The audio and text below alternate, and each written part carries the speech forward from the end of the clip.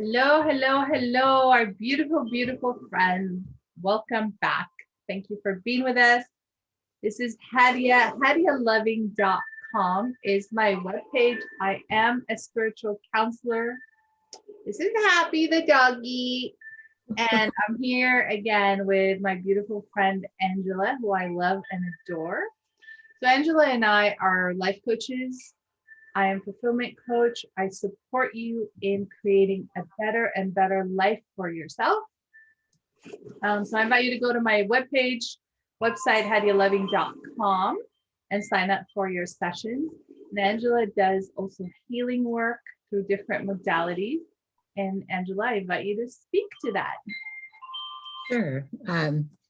I also do coaching and I do biotuning, and I'm really focusing, I think, a lot on the biotuning and intuitive readings through tarot right now, just because we're talking about self-loving today, and those are so much fun for me.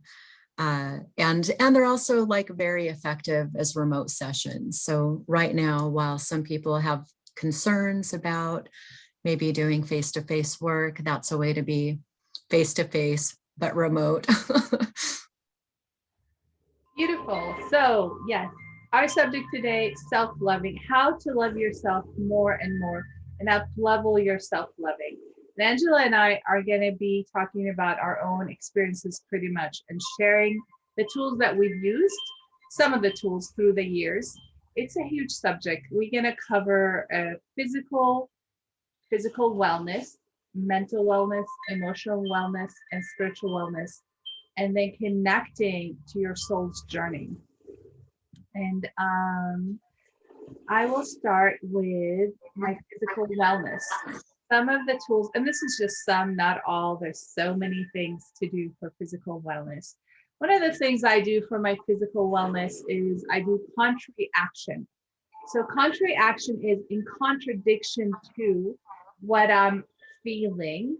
Sometimes I feel I don't want to do anything. I just want to stay in bed, or I want to do too much actually. Like the last few days, I've been getting so many calls, and then I'm like, you know what? I don't have to answer every call. There's another day, and tomorrow is another day. So I've learned to balance either doing too much or not doing enough, and knowing that what I do is enough.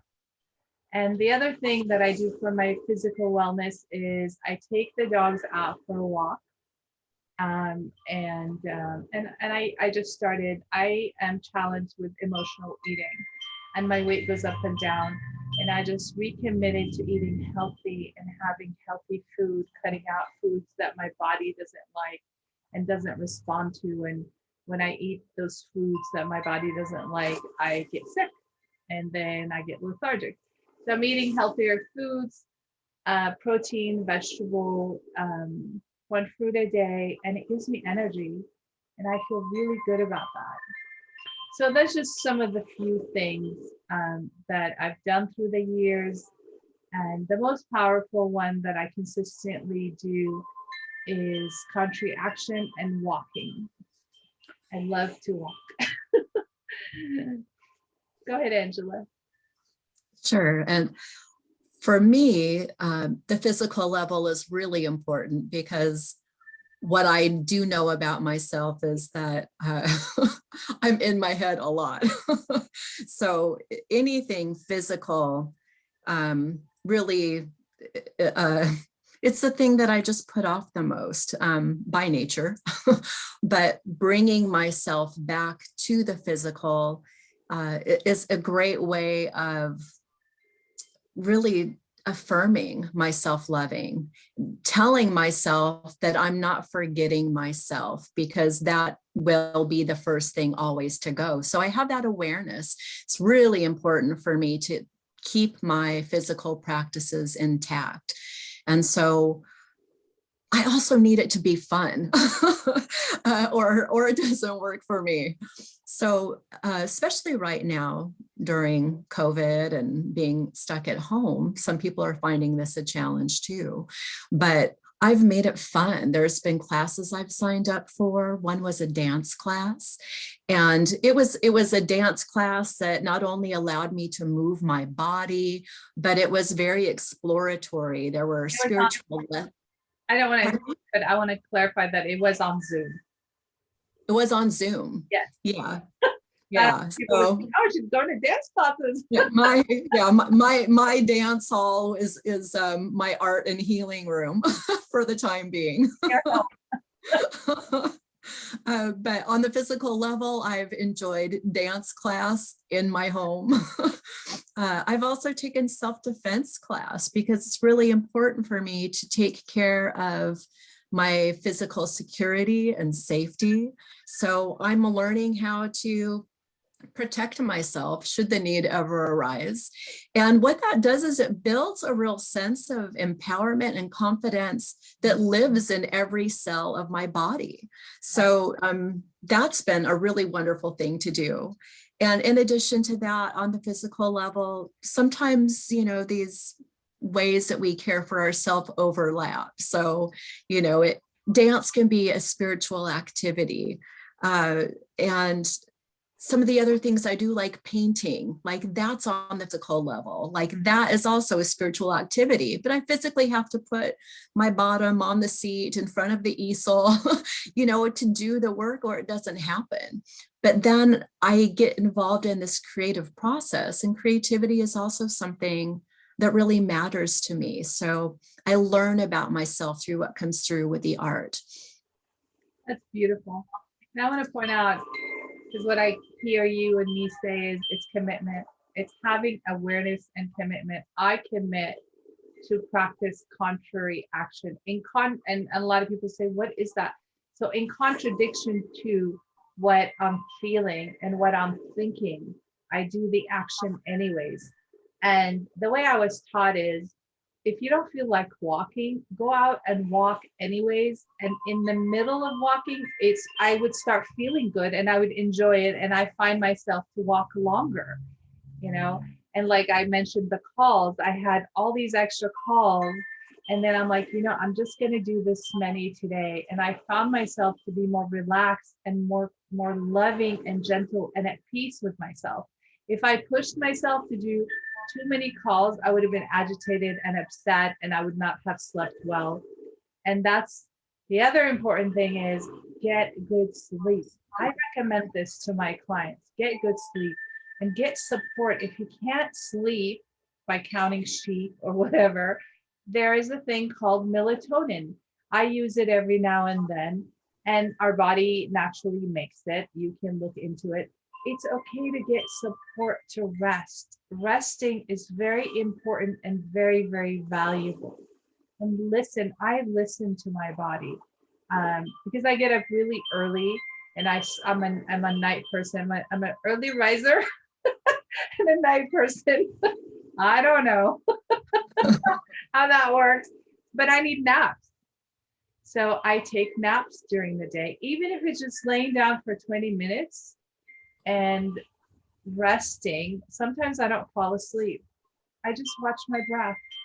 And that's one of the ways I love and care for my physical body, is just to lay there and rest. Yeah. Yes, Happy. Happy likes to talk. And all those, the things that I'm naming as my personal practices are something that really add vitality to my physical experience, but you can't overlook some of the really basic things like getting enough sleep or drinking water, to be hydrated, to have a clear head. All those things are so important. And you made a point of, well, I'll say it this way, as coaches and healers, I know that so many people say the reasons why I can't take care of myself, or I can't take these steps and do these things that I love. Maybe they're already feeling tired. But your point about if you do this, it energizes you. Sometimes the very thing that stops you I know it's true for me, it is the very thing that actually gives you some more juice to get going. So you have to know what fills your tank. And as coaches, that's something that we can help people with. But look at what fills your tank and then inject more of it into your life. uh, and make a commitment. Commit having awareness that yes, I learned about contrary action, gosh, years ago in 2003, and I've been using it ever since, and it really supports my life. Because sometimes it's like I don't want to, I just don't want to, and sometimes I want to do way too much, and that feels manic. Either way, it feels manic. And it's like I can choose to do contrary to what I'm feeling and what I'm thinking. And I know I'm repeating myself, but I believe repetition is valuable. Exercise, do it over and over and over until it becomes in my nature. It's in my nature now to just do contrary action. I don't even have to think about it. You know, my alarm goes off early in the morning. I'm like, I don't want to. And my body goes, yes, you do. Get on your feet. And I'm like, okay. And little by slow, every morning I wake up early and little by slow, like within a few minutes, I'm like, I'm so glad I woke up early. It's nice to usher in the day. Like I love watching the day come in, the daylight come in through the window. And it's just so beautiful. So, and I hope it becomes in my nature to be a morning person, but it's not yet. But ever since I've known you, you do get up early, even if it's not the easiest thing for you. And you do it because you know your reason why, you know what it provides for you. And it's so important. You know, we're talking about these actions as a measure of our self-loving. It's something that we do for ourselves to come more deeply and fully into loving. And when we're making these commitments, you know, we have to make a commitment that we know that we can follow through on, because self-loving is all about showing up for yourself. So if you're just at the beginning phase, if you're knowing probably what you think you should do, you know, don't put it in that frame where it feels like a burden. You know, I said it has to be fun for me or I don't do it. So if it feels like another task where I check the box or it's good for me, but I don't want to, I want to know the reason why I'm going to do it. Like if I dance, I have spontaneity, I'm moving my body. It's a fun exercise. You know, sitting in a gym for me, when they're open, you know, it just doesn't work as well. I don't want to be like on the rat wheel looking out the window. Like I want to be fully engaged with all the parts of my being and feel how my body feels alive in that moment. So that works for me. But I also know that I'm probably not going to dance 3 to 5 days a week. If I have a class once a week for 2 hours and it's a 6-week class, like I can commit to that and show up for that. And then I gain trust with myself and I'm creating a habit. And that is self-loving because I'm showing up for myself and following through on that commitment. That's really important too. And the other part in self-loving on a physical, you know, physically our body is to make it part of my life and it's easy to access. And that's what I love about what you're saying is that it has to be fun. And for me, like the walking is doable. You know, I can just go out, take the dogs and walk in the neighborhood. That's part of my life. It's doable. But for me to get in my car and drive somewhere, that's extra work that I do not want to do. So and for me that's important. It's important to do self-loving, that it becomes part of my routine, not something extra that I'm doing.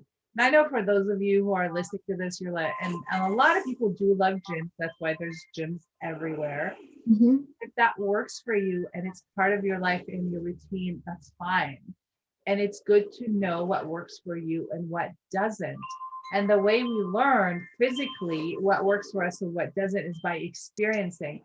I've joined gyms throughout my life, and I was one of those people who paid membership month after month and did not go. And it's like, it just doesn't work for, I need to be outside.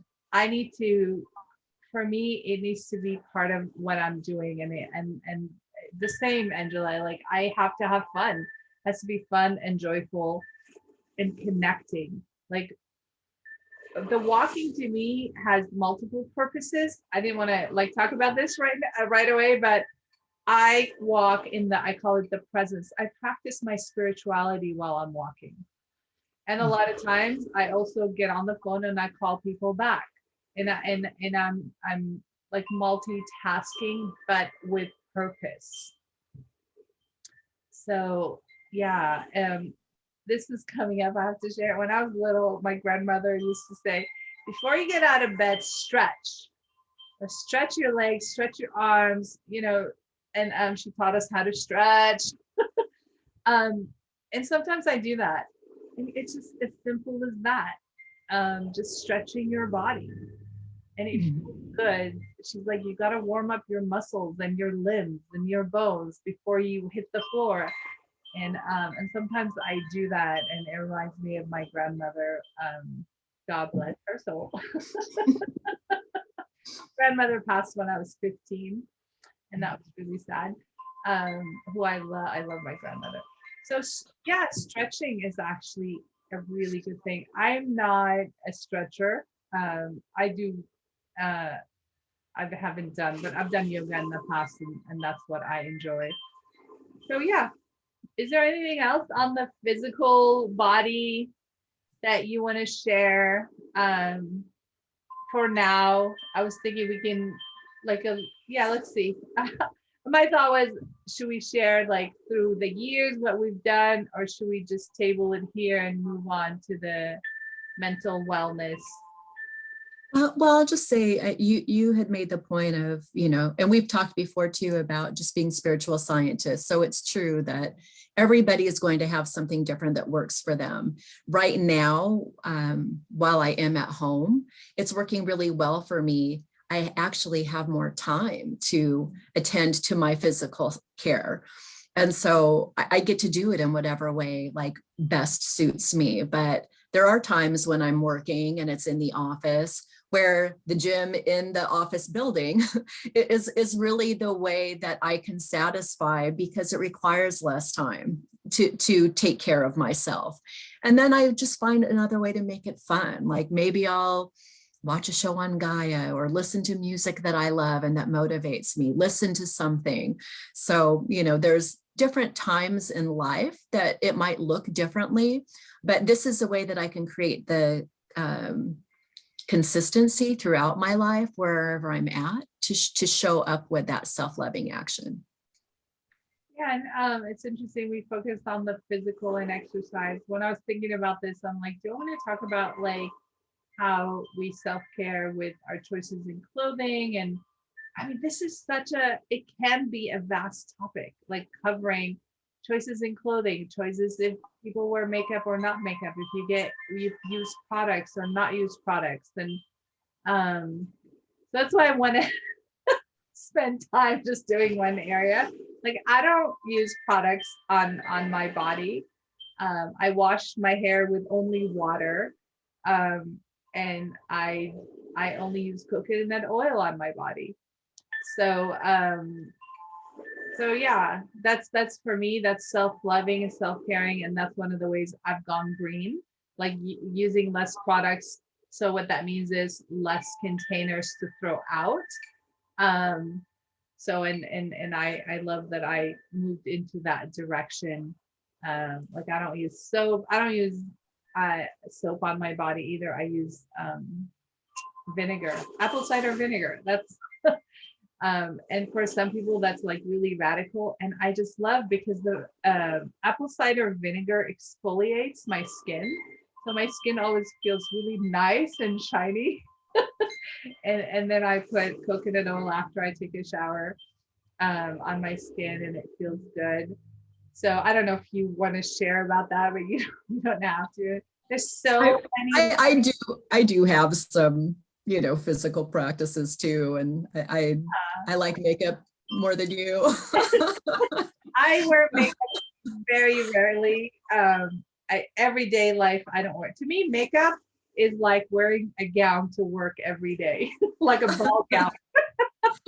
I mean, I don't do it as much as I used to. Circumstances, I admit I probably do it more for socializing than days at home.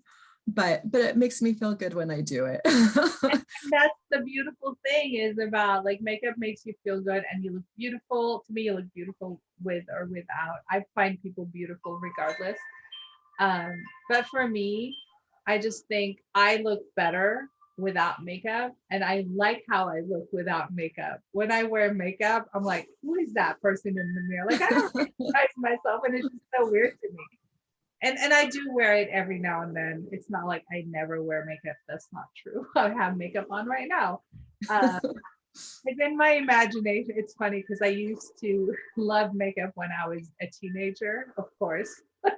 And in the 80s, the big hair and all the hairspray and I just went totally, I don't know when that shifted for me.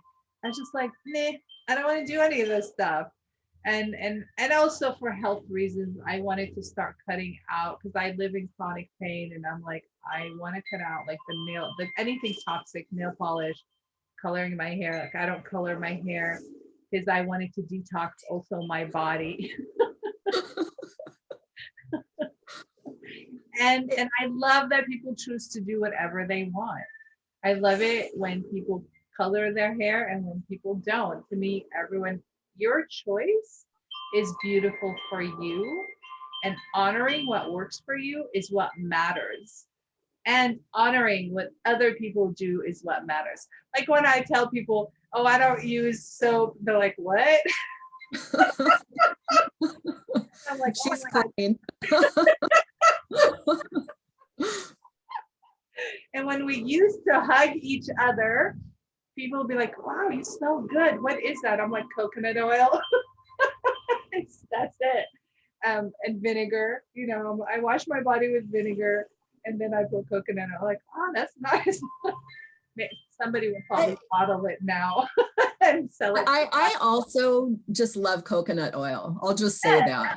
So, I mean, I will put on makeup and dye my hair, but when it comes to, what I'm using on my body as far as moisturizers and things like that, like I have really found that the extra virgin organic coconut oil, I mean, I have super sensitive skin, so I have to be really careful what I place on my skin. Actually, I get hives, I get all kinds of things, but it is so gentle and nourishing for my face. I have dry hair, curly hair, like it is so nourishing for my hair, more than any product I've ever bought from the store that has, unhealthy and more drying types of additives in it. So I'm right there with you on that one. Yeah, I use coconut oil to remove my makeup. And then the next morning, my face looks really fresh and shiny. I've had people go, "Wow, you look." What was the word? It just I look amazing, and I'm like, it's coconut oil. For me, it's like it creates that like supple, soft, kind of Yeah, glowy quality, and nothing else yeah, has done that for me. So I love it. yeah. It's amazing. Um, cool. So And I have a jar on the physical level for cooking because I also do eat really healthy. I'm very mindful of the food that goes into my body and how that makes me feel. I have food sensitivities too. And then I have another jar that's for my beauty. yeah. Like on my salad, I just recently discovered flaxseed oil. So I just do 1 tablespoon of flaxseed oil on my salad, nothing else. And it just tastes so good. I have a salad for lunch and a salad for dinner. And then for lunch, I do 1 tablespoon of hemp oil, not weed, hemp oil that you buy from like a Whole Food store, Sprouts. I get it from Sprouts if you have that wherever you are, or Whole Foods, or I don't know, like a natural food store. And it's not cheap, but I'm like, you know what? It's my body. It's worth it. And it just tastes so good. Yeah. So is there anything else we want to, sorry. Well, I'm only just gonna say, since you mentioned flax, also I'm just starting to get some hot flashes. I knew it was gonna probably come eventually. I don't know, they're not bad, but flax is very good for subsiding that. I'm using it. I'm like I said, they're not bad, but I know a lot of women who use that, and it also like really helps to keep them from having so many hot flashes or such bad hot flashes. So there's one more natural way of taking care of your body. So do you use, like I use the cold pressed, the oil itself that you get from the fridge? Is that what you use? Or some people Yeah, use the yeah, the oil is oil? good. And I Yeah. also use ground seeds, like if I make like a keto bread, something that's gluten-free. Mhm. That's beautiful. I didn't know that about the flax seed. That's good to know. I just learned something new, and I love learning new things. I knew it was good for you, and I mean, on the bottle it says all these things. I'm like, okay. um, well, awesome. Is there anything else for the physical body that we love ourselves and nurture ourselves and I mean, you touched on breath.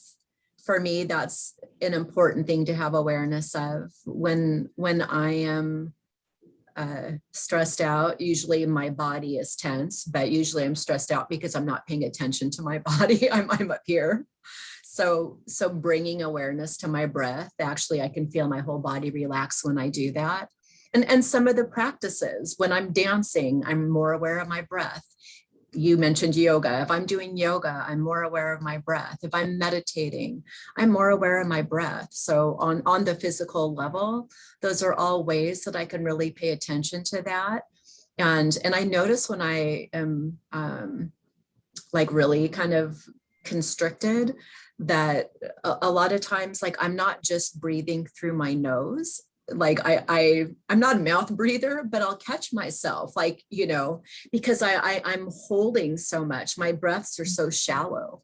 So just bringing the awareness back to the breath and breathing in and out through my nose makes a huge difference in how I feel, how relaxed my body feels, how the muscles loosen up, um, uh, more oxygen to my brain. It serves me in many ways. yeah, like for me, I learned how to ground, what grounded means, being physically aware of my body, because I was the person who wasn't. I lived outside in my spirit, really. And one of the fastest, simplest way that I ground in my body, like completely having awareness of my body, is noticing my heart beating. And I just take my hand and place it on my heart space, and I can hear my heart. And I teach this to my clients. And a lot of people don't even notice their heart beating. They're so disconnected from themselves. And then they learn this exercise, and it really calms me down and it brings me peace. And also for me, I did a lot of mirror work, standing in front of the mirror and telling each body part that I love you, I care about you, you are beautiful. Like literally standing in front of the mirror and looking into my eyes and saying, I love my hair. I love my eyebrows. I love my forehead. I love my ears and earlobe. I love my lips. I love you, my nose. Like, I love you. I love you, my cheeks and my chin and my neck, and like going down all the way to the tips of my toes. And I love you, my nails and my hands. Um, and I did this exercise for many, many years, and it really supports me into deepening the loving and the appreciation of my physical body. Um, and it responds better. Like, I love my body no matter what it looks like, no matter if I'm tired or I'm energetic, or just I love my body. My body is healthy overall and well. And I would do this for my internal organs. Like I'd say, I love you, my heart, I love you, my kidneys, my liver, my spleen, large intestine, small intestine. my DNA, my cells, my bones, my blood, my veins, you know. And if you don't know your body parts, it's easy. Look it up. There's a list. Yeah. And when I was a young girl, I mean, I was very self-conscious. I thought I was ugly. I uh, I mean, I remember one time I don't know if I was walking home from school or where I was coming from, but I spent so much time looking at the ground. I mean, I was 10 and, my face was kind of just starting to break out a little bit. And I was somewhere in between like the little girl and like the grown up nose and the bigger, permanent teeth that were coming in. And I would just like walk looking at the ground. I remember not wanting anybody to see me and I couldn't even look at myself. And one day I literally like walked into the side of a moving car because I just was so in that zone and not paying attention and not even knowing where I was because I was so self-conscious and uncomfortable in myself. And all of these practices like also just really bring connection and loving to all the parts. And I've done some of those mirror exercises too. And I really resisted it at first. It was hard for me to look in the mirror and say, I love this, I love that. But we have to know, we hear it said all the time, know thyself. But I say like, know and love yourself, like know every part of yourself and why you love it. Look at yourself as if you're looking at a beautiful child, as if you're, looking at whatever other, we talked about pets before, my pets are such an easy example for me because they're just innocent. And my little girl Kitty, I'm looking at her now, she's got joint pain and she's chubby and she's, like all of these things. She leaves hair all over, recently I tried a new cat litter and she was dragging it all through the house. But my response to her is that she can do no wrong. Like all of those actions are innocent. She's so beautiful to me. I wouldn't change a thing. And so if I just think of that preciousness and that perfection, like with all the imperfections, and can love and hold myself in the same way, it's one thing in my environment. She's a teacher to me for that. When you were talking about stretching and your grandmother told you about stretching, my cats teach me about stretching. They yawn, they teach me about taking that breath. They're reminders for how I can love the parts of myself as well. Yeah, and this is my theory. So I started practice in 1997. And when I started working with people, with clients who have chronic illness, some of them had cancer. And in prayer and meditation, what came to me is it's because we don't embody and acknowledge our bodies. And I started teaching my male and female clients to like for women who have breast cancer. I'm like, gotta recognize a lot of women ignore their breasts, ignore their genitals. And I'm like, appreciate and be grateful. And when you're walking, connect, like your breasts are moving. And I teach men to, I think this is a technical term. I'm not being sexual. This is for health and wellness. Like enjoy your testicles, enjoy, not in a sexual way, but send loving and appreciate that you have your genitals, and your genitals support you. And my clients started doing that because, as we know, testicle cancer is rampant in men and breast cancer is rampant in women. And it's like really going deep into physically loving your body on so many levels, not just exercising and drinking water and eating and stretching, like really acknowledge and love, really love every part of your body. And if you're overweight, love your body anyways. If you're too skinny and scrawny, love your body anyways. And as I shared earlier, I've been, I go up and down because I'm an emotional eater. And this has been one of my challenges. I'm very sensitive. I'm a very sensitive person, and the world weighs on me. Like the recent, I'm gonna start crying. I'm gonna try not to. Because every time I talk about it, I just start crying. The Atlanta shooting. Mm. Uh, it just makes me sad that there's such violence in our world. Because if if all of us truly loved ourselves, we would never hurt ourselves or anybody else. We would never violate anyone ever. So,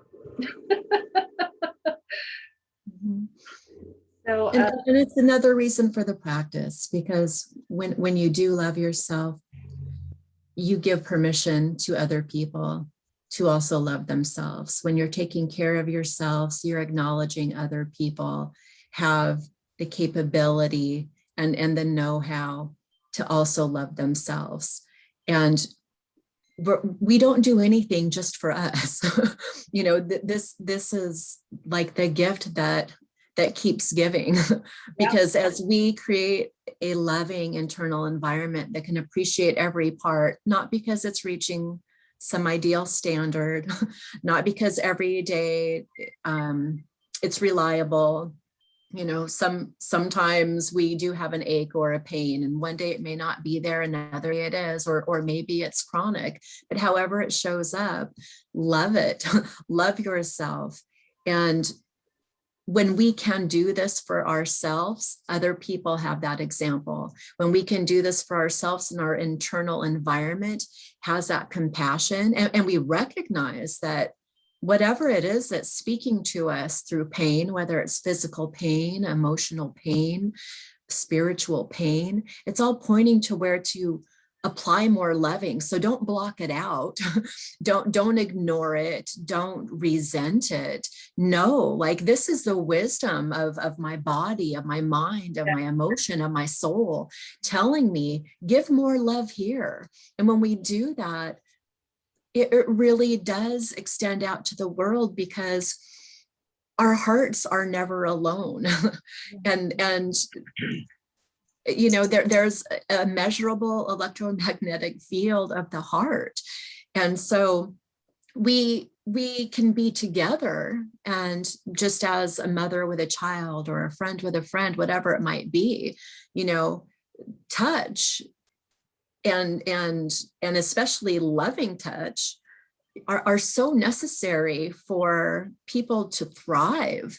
But we don't even have to be together, because we're holographic beings. So when we join our hearts, whether it's on Zoom or in prayer meditation for the same intention and goal, you know, there are so much research that show in double-blind studies that the recipients of that prayer, of that meditation, you know, receive the benefit of healing in an ailment that they're experiencing, or receive the benefit of prolonged peace in an area where there's been violence. You can't argue that. So everything we do for us, we do for every other who's just another us. yes, yeah, and It's why this is so important. It's important for you, and it's important if you want to transform yourself and transform the world. Self-loving is the practice. it is, because there's no way, if all of us truly love ourselves completely in body, mind, emotion, spirit, and soul, we can violate ourselves than anybody else, because it would hurt us deeply. We would feel the pain. And you reminded me, you know, I used to have chronic migraine attacks constantly, and I would lay in bed with so much pain, and I would tell myself, I love me and I am grateful. I don't know why I'm going through this, and I am grateful. And then there's a saying that I've learned: even though I'm having this migraine attack, I completely love and accept myself. I completely love and accept myself. And that would get me through. It didn't change what I was going through. It didn't change the migraine attack and the throwing up and the passing out. And I used to literally have migraine attacks months at a time, like 2, 3 months. It was miserable. And I would I continued practicing self-loving and accepting my head, and accepting that I had a migraine attack, not being okay with it. That's different. Accepting it, because what we resist persists and it makes it worse. If I hated my body and my head for hurting, I would have felt worse. My clients go, well, how can I love myself if I'm this and that and that? I'm like, how can you not? And try it and it gets better. And when they do start practicing self-loving, their life gets better. My life always gets better and better as I continue to deepen my self-loving physically. And that's what we're talking about right now. So I love it. Should we move on to how we love our mind, the practices that we use for wellness, mental wellness? Yeah. Okay. Yes. So one of the things that I do for my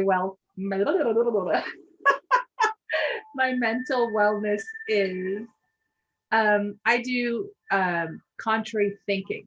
So you'll hear me say that word a lot. Contrary action, contrary thinking. What does that mean? What does that look like?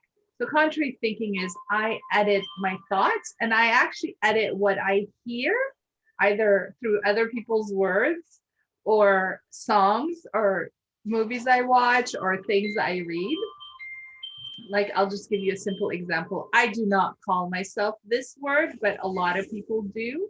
And I work with a lot of people that call themselves this word, stupid. So, and I don't call myself stupid. If I was to hear my mind say, oh, I'm stupid, I would say, no, thank you for sharing. And the truth is, I am smart. I am brilliant. I am amazing. And I keep doing, and I took this practice on, like it became my religion. To me, what is a religion? Something that I practice over and over and over and over again until I master it and it becomes in my nature. It's in my nature now to do contrary thinking. Like when I listen to a song and it's like, oh, I can't live without you. And I'm like, that's not true. I can, and I live well. And even though I'm enjoying the song, I do not want to plant negativity in my consciousness and in my subconscious mind. Like if I was like, oh, I'm fat, I'm like, no, I am beautiful. And this is what my body looks like right now. Oh, I'm too skinny. Like, thank you for sharing. And I stay loving and kind. I don't punish myself. I don't say, oh, don't be stupid. Don't say that about yourself. It's like two negatives doesn't make it a right. So I stay kind, compassionate, and loving. And I really say thank you for sharing. And the truth is, excuse me, I am beautiful. The truth is, I am brilliant. Whatever, and I really, when I started doing this practice, I really listened to my thoughts. And I noticed how negative I was. I actually went, how old was I? I think I was like 26, 27. I went on a silent retreat. I think it was 6 or 7 days, no talking. And it was brilliant because I got to hear how negative my mind was. And all these like soap operas where I'm like, wow, I could write a lot of soap operas. I have a creative mind. And I'm like, I am silent, but I'm not. My thoughts were, and I'm just like, whoa. So right there, right then, I started practicing loving. And I'm like, no, I'm going to think of love. If I can't think of anything positive, I'm just going to say the word love. And that's what I started doing. Every time I heard myself think of negative thought, I'm like, love, love, love. So I contradicted my negative thinking. And then I started practicing positive thinking. Oh, I love this. I enjoy this. This is fun. This is creative. This is joyful. This is inspiring. I am so inspired. So I infused my thoughts with positive languaging. And I have a good friend of mine. She literally went through the dictionary and picked out all the positive words. There is not too many positive words in our English language. Most of the words are actually negative. Even words like fearless, powerless, or what is this, limitless. You're still saying limitless, fearless. It's negative. So and I have a list that you can look it up online. It's like really easy. Just type in Google positive words, and a bunch of positive words come up.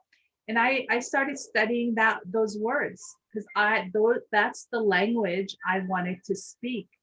Positive words. I do still say negative words. It is a practice, and I haven't mastered it. But my ultimate goal is to have it in my nature to only speak positive words. And I love it. It's just so much fun. Like I made my own list. Like I made a list of 400 positive words that I just want to speak. And start with that if you want. Start with one word a day of a positive word. Fun, funny, laughter, and go around and say that. But my positive words that I started with is love. And then I moved it to loving, like loving in action, ing, running, loving. So yeah, that's one of the most, for me, has been impactful and powerful, is doing contrary thinking. In contradiction to my negative thoughts, placing it with positive thoughts.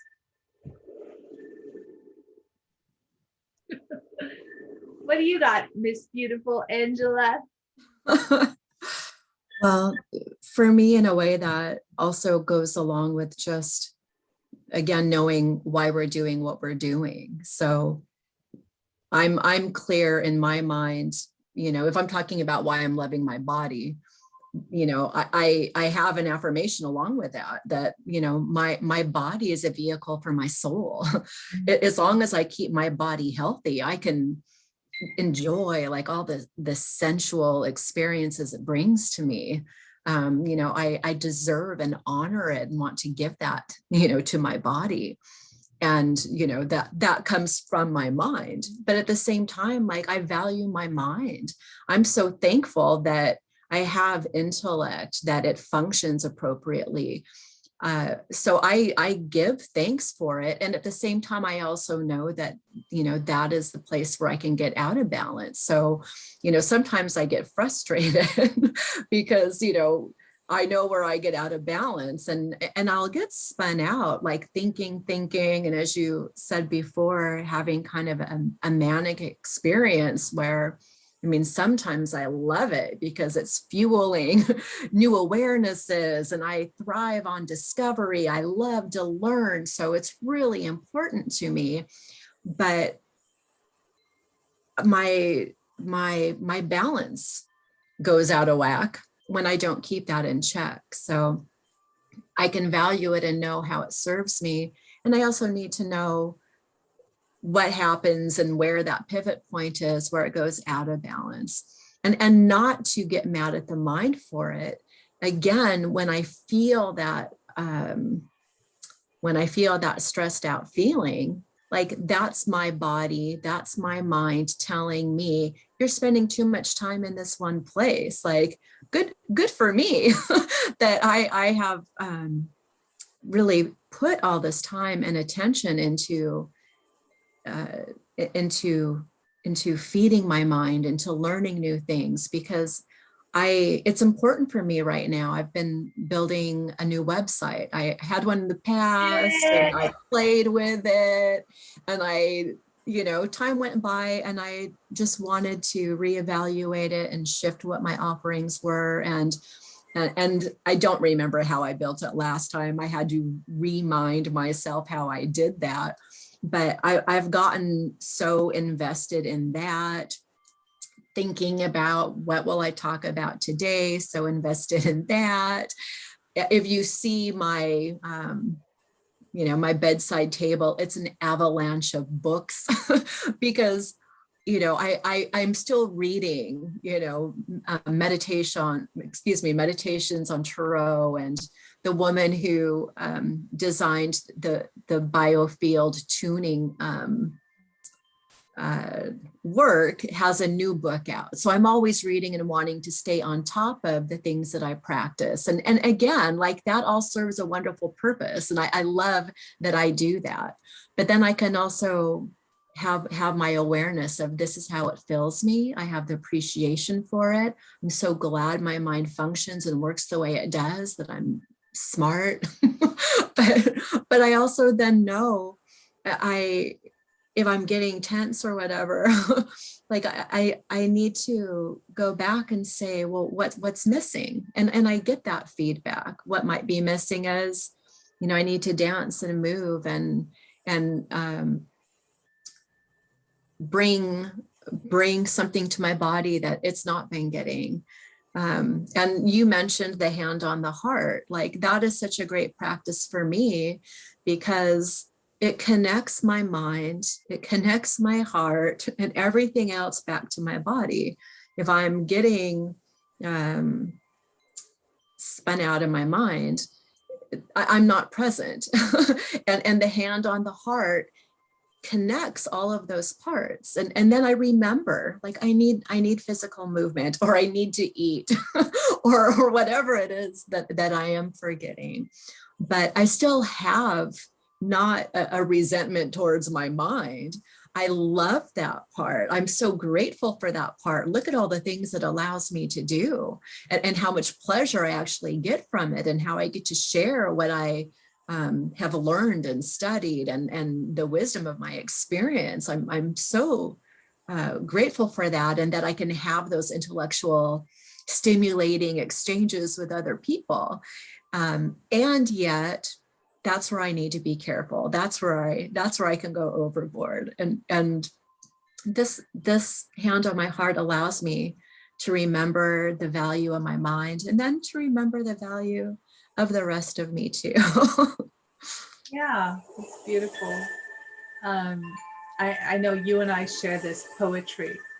Like one of Yes. the ways I feed my intellect and my mental wellness is through poetry. I don't know if you remember this. We were having lunch at this Thai place on Wilshire in Santa Monica, and John was with us, and I was talking about how I read Rumi every night. And this was in, I think I was 29 at the time. And John goes, "Oh, you have a dead poet boyfriend." Yes, I do. And I'm like, yeah, because I would read Rumi before I would go to sleep, and I love Rumi's poetry, and I can't remember the other guy. Of course, David White. David White, look him up. He's an Irish living. He's not my boyfriend. Living poet, and his poetry is very moving and amazing, and of course Mary Oliver, and many poets, uh, and I just, to me, poetry not only supports my mental wellness, it also supports my healing journey. It speaks to me. It supports my emotional wellness. And it also vibrates inside my body. I don't know how to explain that one, but it really does. So I just love, and of course I've read so many self-help books. People that come into my home, they're like, "Wow, you have a lot of books." I'm like, and what I did years ago, I decided to, because I used to be, uh, I love books. I would go to a bookstore and I would spend so much money. And I was one of those people who'd buy a bunch of books and read some and didn't read some. So years ago, I decided I'm going to release and donate all the books I never read. And I'm only going to put books on the shelf that I have read. And I've done that. And I'm proud to say, yes, I've read a lot of books, and every book on my shelf I have read. And it's fun. Like I loved reading. I so much loved and love reading. It just feels good. And I mostly read spiritual things and self-help books. I don't like that they call them self-help books, because to me they actually expand our consciousness, and I learn from them. I learned good tools of life, good life support tools. Um, so yeah, is it to see? So those are the few things that I've done in my life. I've also used to listen to a lot of tapes, cassette tapes. Do you remember those? Some people don't know what those are. I remember cassettes, 8 tracks, Exactly. Um, 45s. yeah, like I was introduced to Dr. Bernard Shaw when I was in my early 20s, 22, 23. And I love on a cassette tape, and Rumi and other people. Um, so trying to think of other things. So that's all I can think of right now. I'm glad you brought up the poetry though, because you can see even when I start thinking about the mental things, I get spun out and forget that the other thing I was going to say about it. And the mystic poets, like I just love. So in my stack of all the other things, there's always a book called Love Poems from God on my bedside table. Yeah. And it contains some Rumi poetry, some Hafiz, some Tagore, some, I mean, there's so many that are just in that one book. And the reason I love it is because it's still me feeding my mind, but what you said is so true that more than that, just like the hand on the heart, it connects me back to every other part. Yeah. So it's one way I can satisfy that part that is mental, but feed my heart and feed my body, because it truly does. Like I can feel the heart expansion. I can feel also the buzzing in my body. There's something of like enrapturement and a live feeling more alive that happens. And it's because it's not just learning, it's not just kind of mental fodder. It's beauty. It's this beauty that comes through the words. And it's written in romantic metaphor. So if I want to know how can I be more self-loving with myself and with my mind, it presents to me this language, this way I can think of spirit as the beloved, but I can also relate back to myself as the beloved. I can relate to you as the beloved. And it takes me out of kind of just the thinking mind, which is like the factual information and the trying to figure out something, or compartmentalized things and putting those pieces together in a new way. It in its own metaphorical nature is more expansive than that. Yeah. So it's something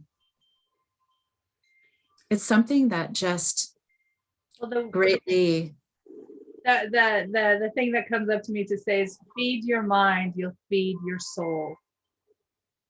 yeah. Feed And your mind. feed your mind and you feed your soul, and especially like whatever you want more of, surround yourself with it. So this is one thing that I can put into my mental space that feeds back a way of being with myself, that is a loving conversation. Yes. It gives me new words for myself and for others. And that is one way that loving then gets to flow through those processes. And and it is important, because whatever goes into our mind, these are the thoughts that circulate. These become the words that come out of our mouth. These become the deeds that we do. And so I want, as you do, my thoughts, my words, my deeds to all be beauty, to all be loving, to have the purpose of connecting hearts and healing. Yeah, and then I was taught, like, some people read a book and in the beginning, or they read the end of it. And if it doesn't speak to them, they just chuck it. And then I was taught, read the book from cover to cover. If you get one thing out of it, like the mustard seed, if you get one little mustard seed out of it, the book has done a good job in your life. And that's why I like self-help books. I've read very, very few fictional books. Um, and the first book I ever read cover to cover, fictional, is The Mist of Avalon, and I highly, highly recommend. Did you ever read it, Angela? Mm-mm. Oh, I don't read that much fiction either, yeah, but I understand the kind of what it pertains to and why it would yeah. be interesting to me. Mist of Avalon. It's about King Arthur and the women, and it's 1,000-page book too. Like I couldn't put it down. um, but I learned from it as well. So another way I use my mental wellness is I choose to learn from the things that I read, from the things that I hear, from conversations I have, for my wellness, for my goodness, for my joy, for my freedom. So I have a commitment that I will use everything for my learning, growth, upliftment, and my joy, my love, my freedom, my connection, intimacy, intimacy, not sex. And I say this over and over, intimacy is not sex. Sex is sex. Intimacy, to see myself, to hear myself, to see people, to hear them, to connect. And having language of connection brings us closer to each other. And it's really beautiful. Um, and another mental thing that I do is I look at people and recognize their goodness and their beauty, and I compliment people. That's a practice I took on when I was young in my 20s. When I meet anybody, and I'm genuine about it. I was taught, be genuine, don't be fake, don't lie. Like I find something to either a person is wearing or their attitude, and to say, I appreciate that about you, or I like your ring, or I like your smile, and that connects me intellectually to people, and we have a great interaction, even if it was for just a minute or 5 minutes. So I've been doing that practice as well for years, and it's part. I just do it. I don't even notice it. I notice it when people point it out. They're like, "Oh wow, that's nice of you to say." I'm like, "Huh." um, So, and I enjoy that I learned to do that. It was not natural. It was a learned behavior. And I kept practicing and practicing, appreciating people and pointing out their goodness. It's so easy. We live in a world that's criticizing mostly. It's so easy to criticize oneself. It's so easy to criticize others. And I just love doing the opposite. That's in contrary action, in contrary thought. You know, when I'm hanging out with friends, I enjoy pointing out their goodness. And I do it with me. Like I tell my friends, do you know what I like about me? And they go, what, Hadia? And I do it playfully. It's just, I'm like, yeah, I'm going to compliment myself too. I'm going to point out what's good about me and what's good about you.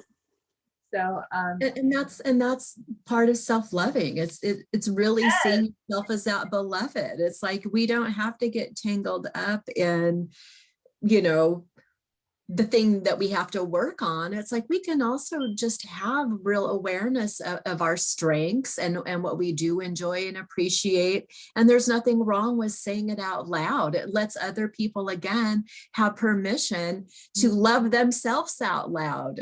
we we sometimes think that this, self-loving and paying so much attention to us, some people might say that it's selfish, but self-loving is so important and so valuable, because whatever we place attention on, it grows. So if we are placing attention on what's wrong with us, with somebody else, we're just going to experience in life more and more of what we don't like and what doesn't work. If we pay attention to ourselves with loving, then that grows within us. If we pay attention to other people and what we love and appreciate and value, that grows, and we get to experience more and more of that in the world. So I love that you do that. And then I could probably do that a little bit more. Me too. And it's become in my nature. I don't even have, I used to think about it and it was a practice. And I used to have to remind myself, I'm like, okay, I'm talking to a person. Let me see what I like about them. And I would scan and think, and now it's in my nature. I just do it. And it makes me feel good. It makes the person feel good. And it's just sweet. It's like, I choose to have the eyes of loving instead of the eyes of hate. To me, the eyes of hate is criticism. The eyes of loving is connection and acceptance. And it is a conscious choice. And again, like I said, on a physical level, I made a conscious choice of the physical practices that I'm going to take on for my physical wellness. And then it's a commitment that I made on a mental level for my mental wellness, that I am going to be a person who will do contrary thinking, shift my negative thinking into positive, and compliment myself and people, see the goodness in people. And then I teach this to my clients. I'm like, what is good about you? And some of them go, I don't know, there's nothing good about me. And I start pointing things out and they're like, oh yeah, that's true. Oh yeah, that's true. And I'm like, make a list and let's start doing it now, and look at your list and keep adding at your list. And I think it's a beautiful practice. Yeah, so do I. And just as on the physical level, if you're going to make a commitment to yourself, whatever it might be, to mind the food that you put in your body, to exercise, to drink water, and setting that up in the way that you can follow through on it and you can win in your commitment with yourself. With your mind, it's the same way. Make a commitment. Maybe, one day, even if it's just one day a week. Today, I'm going to look at what is it that I like about myself. I'm going to prize and value myself. And what is it, somebody else showing up in my life, whoever that might be today, I'm going to notice something that I love and value and appreciate, and I'm going to share that. Every time we do it, the muscle grows. The practice doesn't have to be something that we work at. It becomes something that is spontaneous and again, our nature. Yeah. Practice, practice, practice. Makes loving. Yes, exactly. It's like if you wanted to learn the piano or the violin, you practice. If you want to change your life to self-loving, self-caring, you take on a tool and you practice it. And all these things we're talking about, they're tools.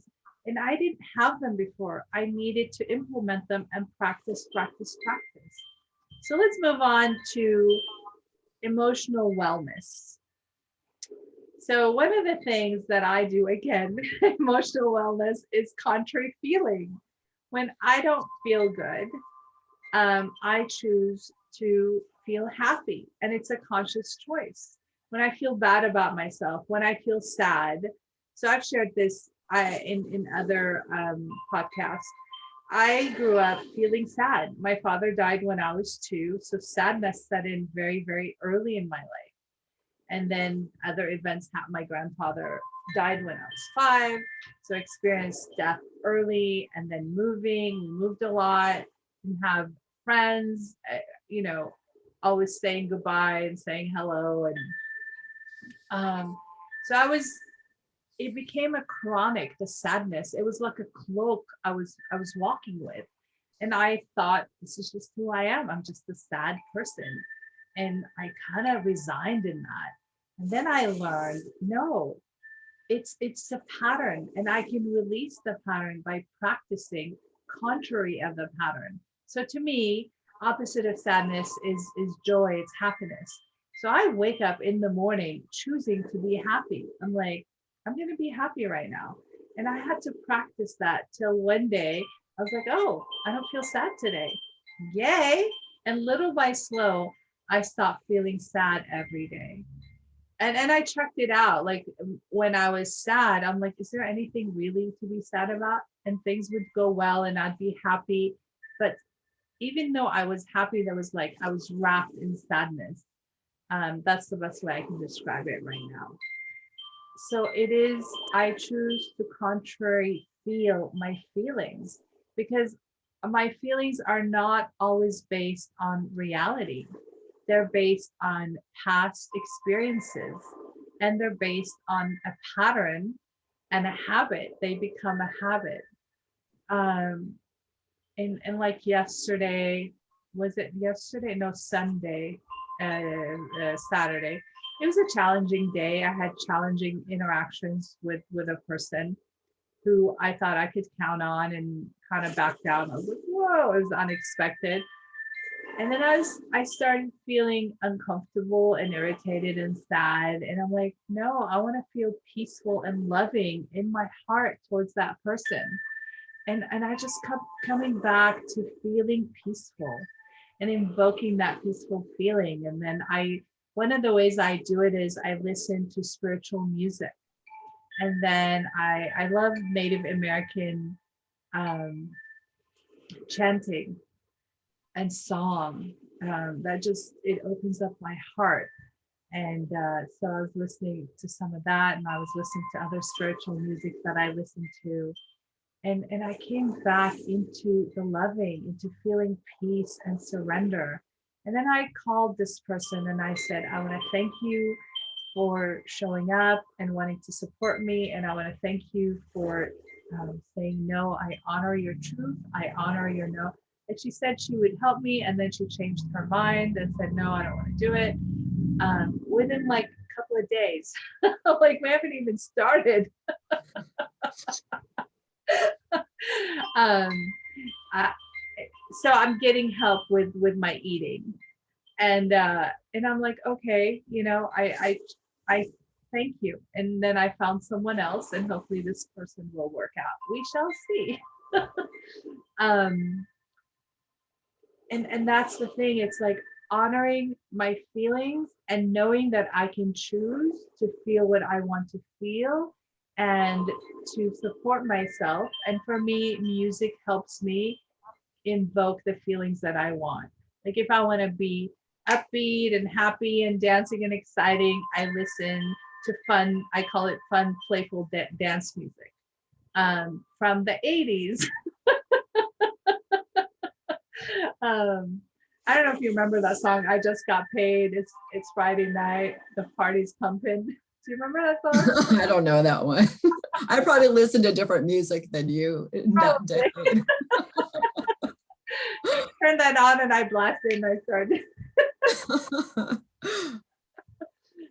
It's fun. It's fun and playful song. And I mean, I listen to all kinds of music. Obviously, I go from spiritual to that.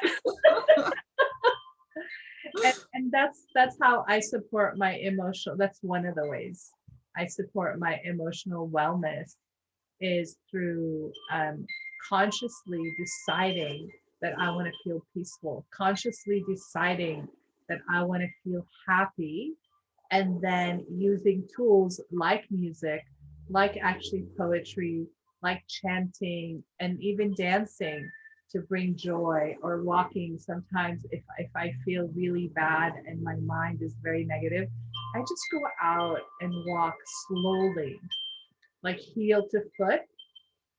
And then I allow the sun, I just soak in the sun as warm and loving, and see myself wrapped in the sun. And I start feeling good. I start feeling warm and fuzzy and taken care of. So for me, it's making conscious choices to shift the feeling and doing different practices to get there.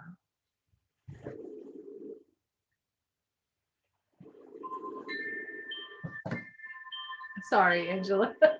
Angela was drinking water because some people are listening to this, they're not seeing us. So yeah. Oh, okay. So my turn. Yes, your turn. Like, it's complete for now. Okay.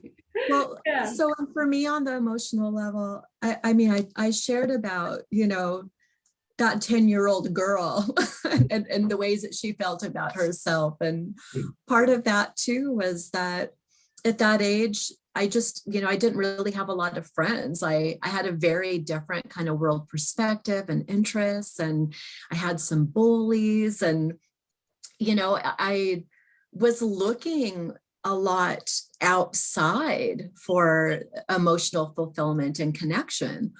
And it's kind of funny because it seems like such a simple thing, but we're talking about self-loving. And I remember my mom got a poster for me, and also speaking of, things from many decades past, my mom got a poster for me of Garfield the cat, who, is, I don't know, people still know who Garfield is, but it was probably as popular in the 70s as The Simpsons or other things are still today. But it was a poster of Garfield, and Garfield was holding the hand of another Garfield while they were skipping down the flowery path together. And the caption at the top of the video was, "Be your own best friend." And I had that, and I put that on my wall over my bed. And I really took it to heart. And so, the thing to know about self-loving, it's an inside job. It doesn't require one other person in the planet, although it's nice, but it doesn't require anybody else. You can love yourself. You can be your own best friend.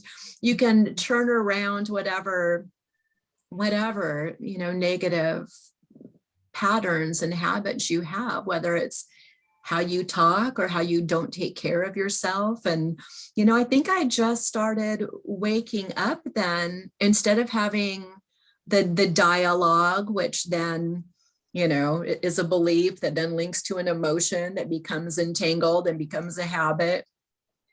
I think I just started waking up and choosing to be my own best friend and realizing, there's so much that I do that is fulfilling at that age and still now, that that just can be done by myself.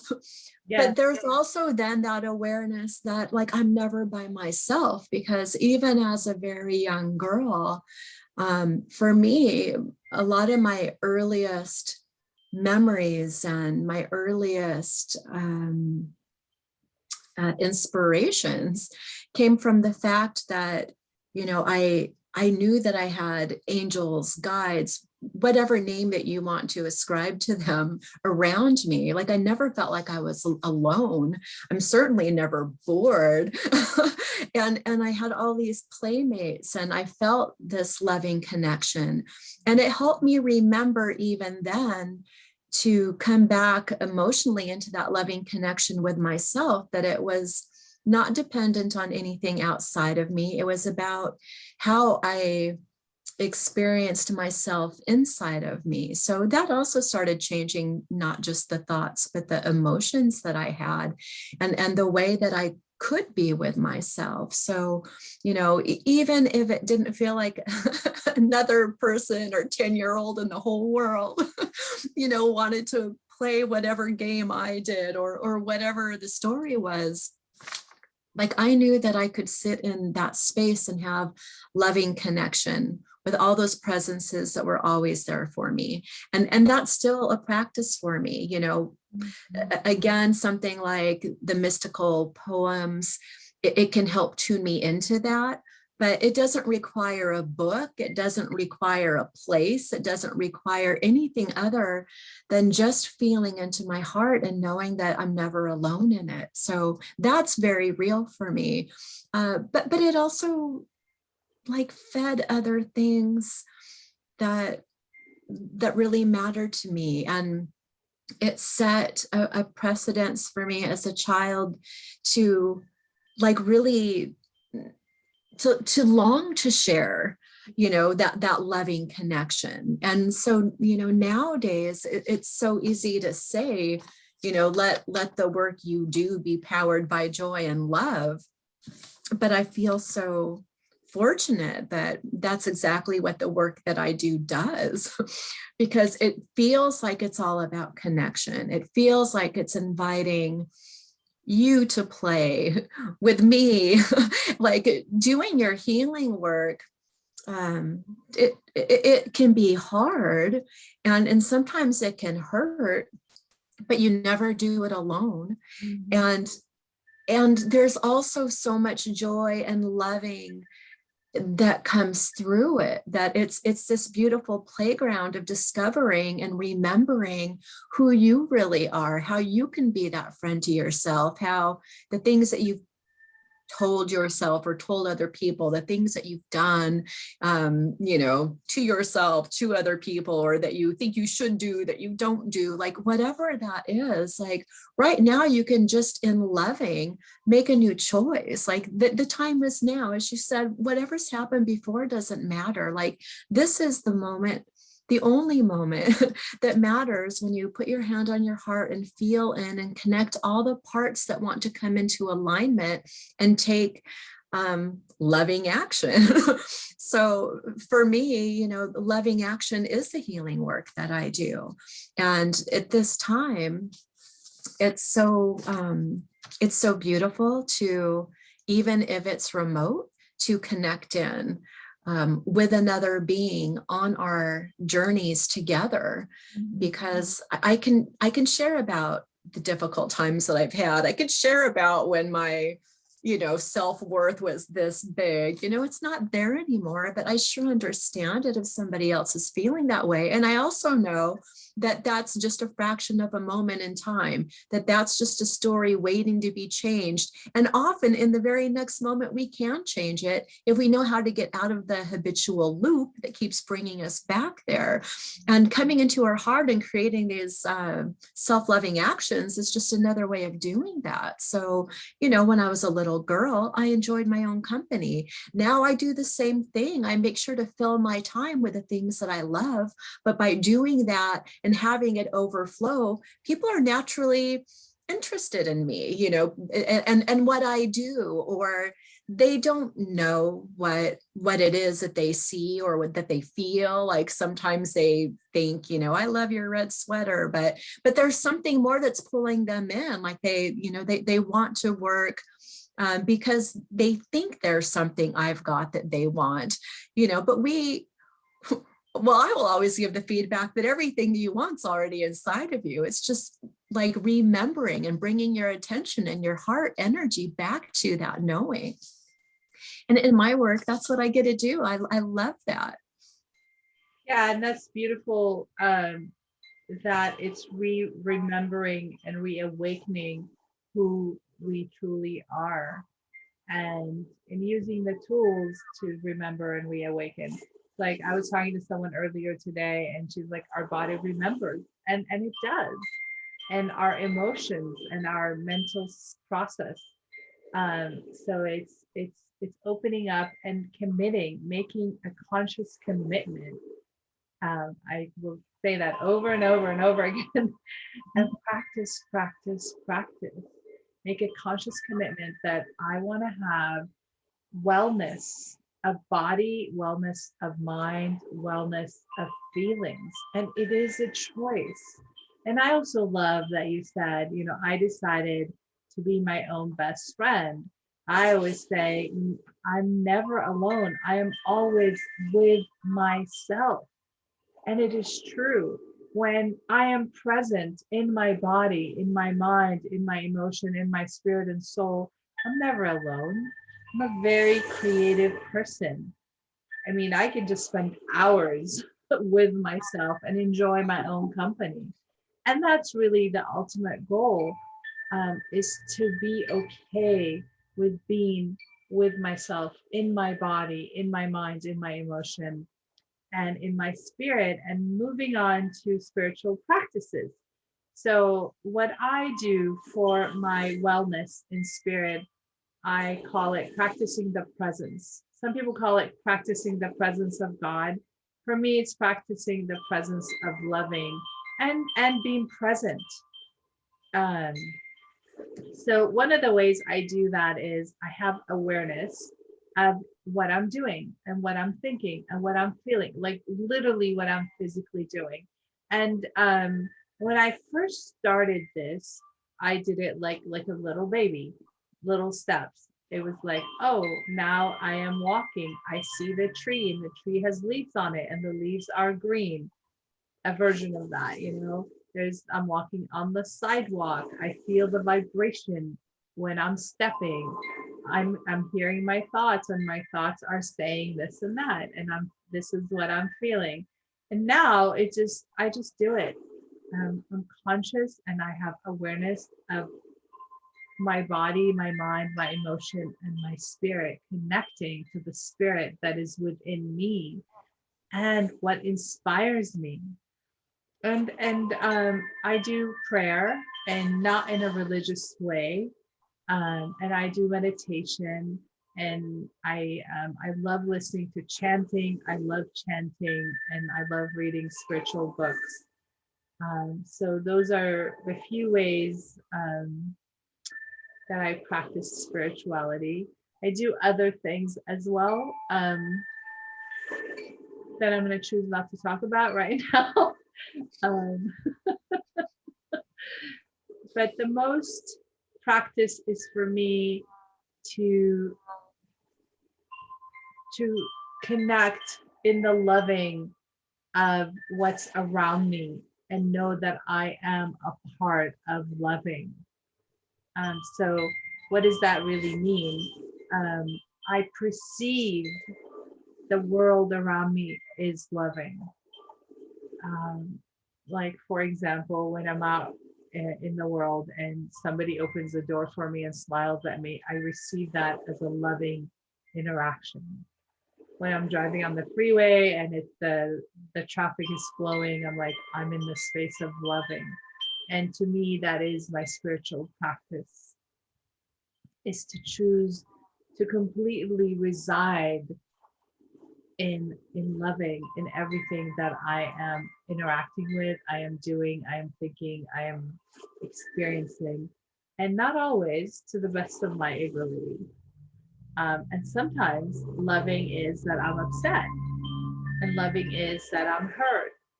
Um, you know, loving doesn't mean just happiness. It means that I am experiencing my life.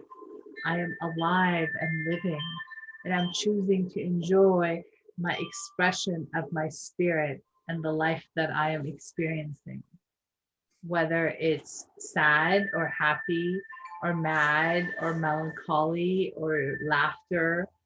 Um, yeah, so that's how I connect to my spiritual wellness. What about you, beautiful Angela? When I think of spiritual practice, I mean, in a way, I feel like my whole life is the practice. My whole life is the meditation. And it's easy to say that, and it doesn't mean that I am always conscious in every moment or doing my very best. Well, I am doing my very best in every moment, or I would do better. But I don't always show up perfectly, of course. And yet I am aware that my life is my practice, and that, you know, one thing I really love working with is dreams. And I've journaled dreams and discussed dreams and used dreams as a tool to set intention, to get answers to things, spiritual, spiritual revelations have come from dreams. And more, it's just becoming where, you know, it's said so often that the the the awake life is just another dream. And that's how I'm starting to feel, you know, that what happens in the nighttime is just the life I'm living while this body is resting. And when I open my eyes in my bed in this body, it's the next dream that I get to experience in this place. And I'm getting more and more awareness across all those places, and those lines are seeming a little blurred, but I don't mean that in a way that it becomes more mystifying. I mean that in a way that think because that is my perpetual practice that I'm bringing greater awareness to the multiverse of every place that I show up. And when I'm out of the nighttime dream time or the journaling of it, since some of the values I really have are the learning, the discovery, the connecting, and they feed into every one of these quadrants of self-loving and care we're talking about. I really value also having spiritual interactions with other people in my life. And one thing that has really profoundly affected me and kept me feeling connected with friends, with spirituality and progressing during this time has been monthly monthly circles where, you know, we discuss the moon or we discuss our dreams and we do shamanic journeying. And so that has really just been a beautiful, beneficial practice that enriches my spiritual life and my spiritual outlook and allows me to continue growing however and wherever I'm applying that. And you had spoken about just how valuable it is for you to get out into nature. And I really consider nature for me, you know, like the spiritual place. It's where I can get out and take a walk, and that's great for my body. It's great to clear my mind. You know, it's great for my emotions because I can connect to the nature and the wisdom that nature, whether it's the trees or little birds or whoever is talking to me and has a message for my spirit to receive. But you know, we know about the power of the heart energy, and there's also that power of the earth's heartbeat that we're connected to. Yeah. And so, you know, being outside and being barefoot and having your feet on the ground and being able to connect into, you know, the heartbeat of our earth mother, you know, is really amazing. So those are some spiritual practices that really work for me and deepen me and enliven me as well. Beautiful. So we're moving along to our soul connection. So one of the ways I connect to my soul's journey is writing. Writing is a very, very powerful tool, and having a relationship. So everything we're talking about is it's really choosing to have a relationship with your body, with your mind, with your emotion, with your spirit, and with my soul. So for me, I have a relationship with my body. I have a relationship with my mind. I have a relationship with my spirit, and I have a relationship with my soul. And I communicate with my soul through writing. And there's, do you remember the name of the book that we read, The Second Hand? Was it called The Second Hand? The power of your other hand. Was Something. that it? I don't remember. So, and what that is, that's actually a very powerful tool is that your dominant hand, it's you. So when you're sitting down and you want to have a conversation with your soul or your spirit or your body or your mind, your emotion, you bring obviously paper and pen or pencil, whatever you want to write with, and you are your dominant hand, and the non-dominant hand is my soul. So I have a conversation with my soul, and then like I'm having a conversation right now with Angela, and you guys are listening to it. And it's very valuable and it guides me. And I remember one of the conversations that I had with my soul was about pain. And I was like, why do I have to experience all this pain? And my soul said, I want to experience pain, just like I want to experience joy. And I've experienced plethora of joy and love in my life. And I've also experienced plethora of pain and anguish in my life. And then I told my soul, I was like, can you sometimes, because on a human level, in my human body and my mind and emotions, it gets overwhelming to feel so much pain. For me, some people's capacity for pain is different than others. And I was like, my soul, can we sometimes experience less pain? And we came into agreement. Some of you are listening to this are like, what? Is she crazy? No, I'm serious. So my soul and I came to an agreement that when it gets too much on anything, to back it up. I was, and I monitor. I'm like, okay, this, and I do experience not just my own pain. I experience people's pain. I'm empathic. I'm very, very sensitive. Um, so and I'm like, okay, I'm done with this right now. I can't cry anymore. I can't feel this anguish. I can't feel this person's pain. Like the events that happen in the world. Um, Watching a sad movie. I remember one time I watched a sad movie about the Holocaust, Schindler's List, and I was sad for a few months. Like I was 24 years old, I think, 25, when it came out. And I went into after the movie, I just couldn't speak. I was it just devastated me watching that movie. And I went into the meditation room and I like locked myself up and I was just crying and crying and I just couldn't believe the horror. And it was because of the movie and the Holocaust, but also because it was still happening in the world. And I'm like, when are we going to learn? And so I have this, if you will, a contract or agreement or an understanding with my soul.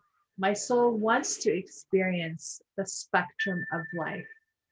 My soul wants to experience joy and sadness and happiness and melancholy and depression and anxiety and everything. And my human body, my human self has limitations. And I'm like, it's too much.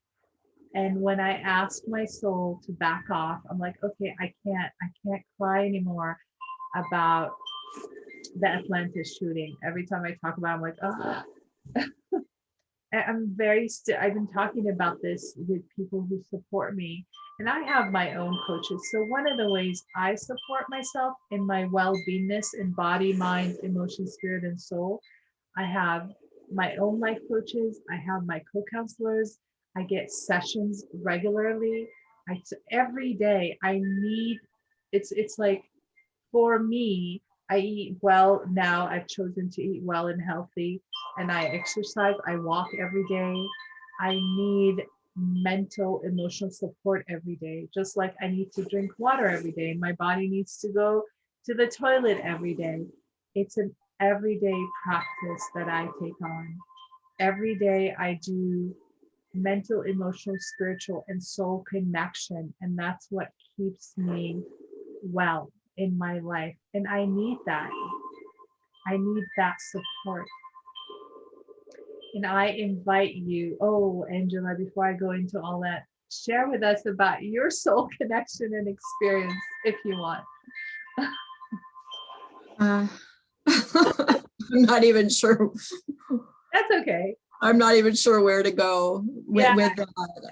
I have a lot of practices, some I've already talked about throughout my day too, but this is definitely a time where I'm finding myself tangled up in a lot of pain for a lot of different reasons. And part of it is also because, I look at the world and the people in it, and I want everybody to be free. I want everybody to know that who and what they are is love, and that they deserve love, and that, that they deserve to give love and to be loved. And my heart also cracks and aches, and sometimes in a very physical, tangible way, looking at the state of things, my knees like wobble, like I almost like literally feel like they want to give weight underneath me because there's just so much going on right now.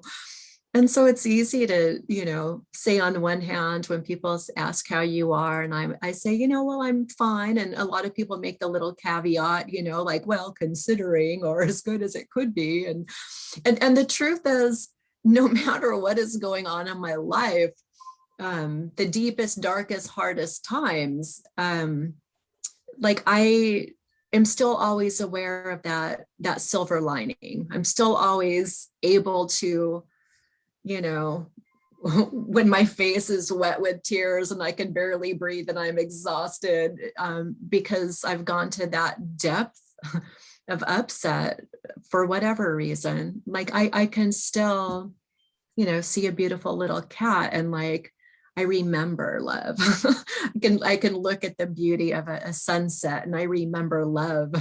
So I think it's just really important to know that, not everybody thinks this way, but I know that we do. Part of being here as a human being in this world, having so many different kinds of experiences, is that, it's all matter is polarized, even the cells are polarized, the world is polarized, north and a south pole. We experience tilt and warble and all those things, but we can't know freedom unless we haven't had it. We can't know how good it is to get out of our house unless we've been asked to stay in it. We can't know what it's like to feel like you have no friends and to be your own friend until you find your people, as I did, like much later in life, but it took time, but wow, was it so amazing when I finally found my people and could play, the spiritual playground that I always wanted to. Yeah.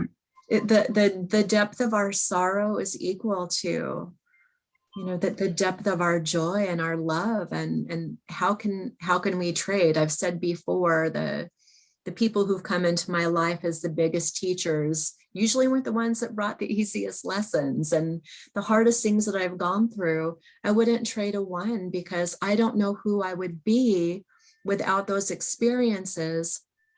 And because I've chosen self-loving, each one of those experiences has shown me how to better love myself and has shown me where to bring loving to the place that hurts. So, that's just like the perpetual practice when I say that my life is the practice or is the meditation.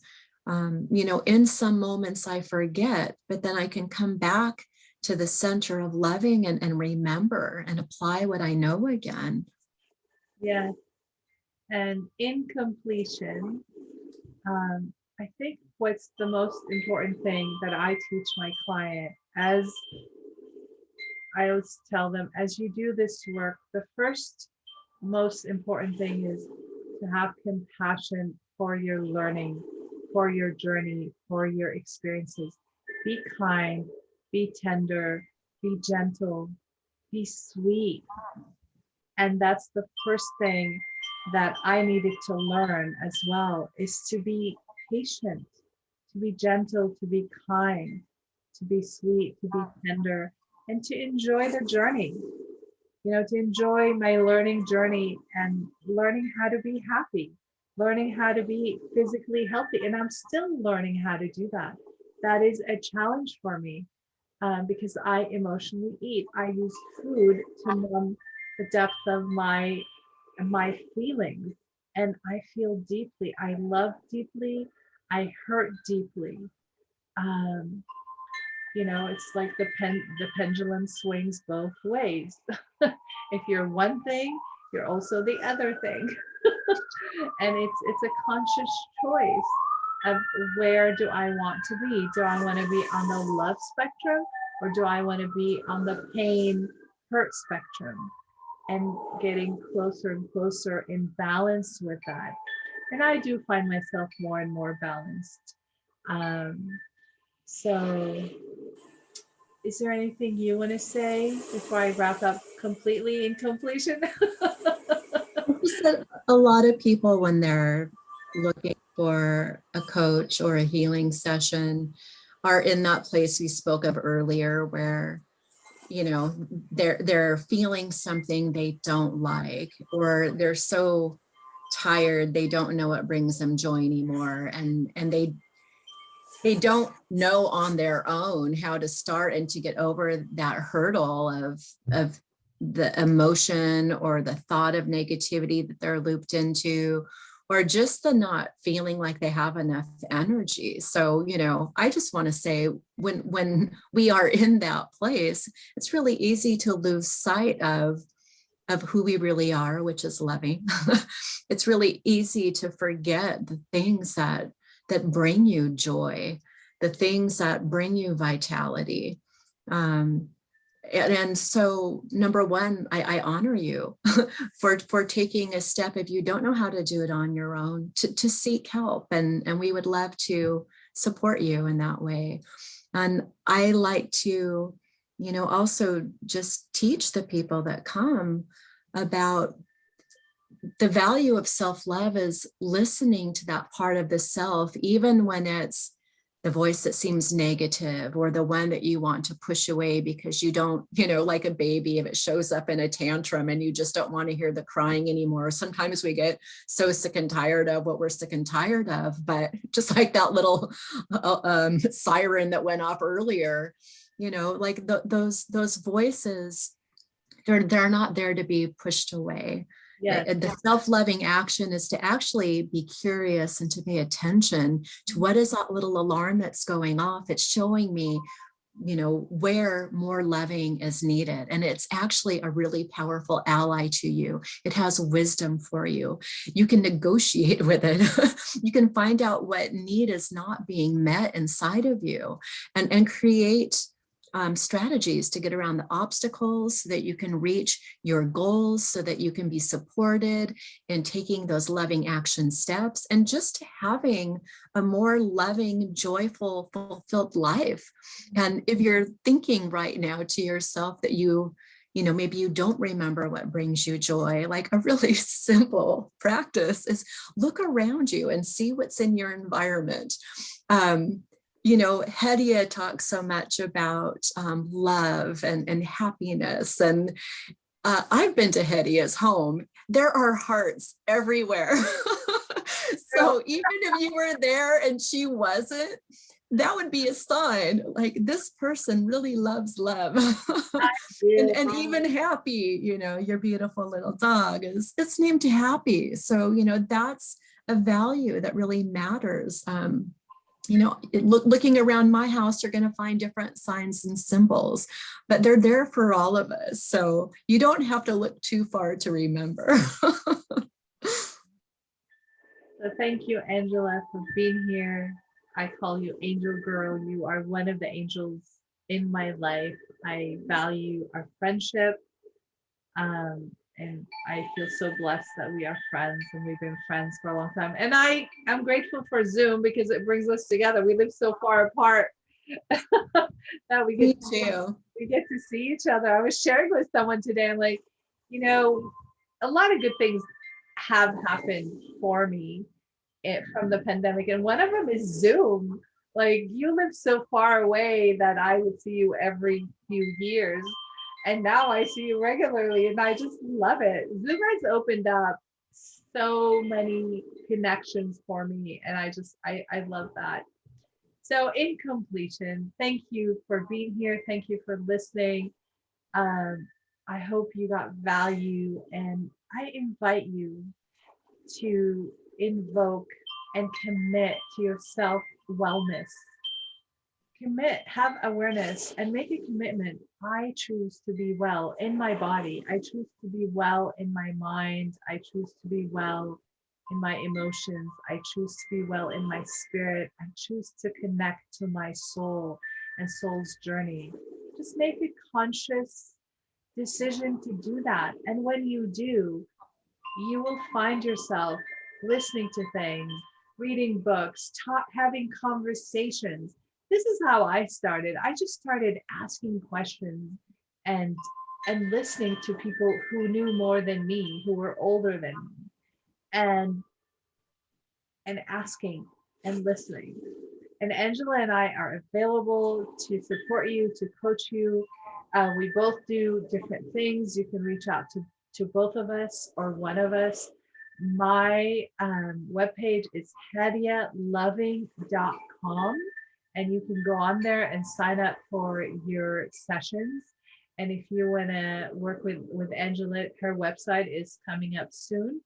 Just reach out to me and I will forward your information to her. And remember, life is here for you, not to you, for you.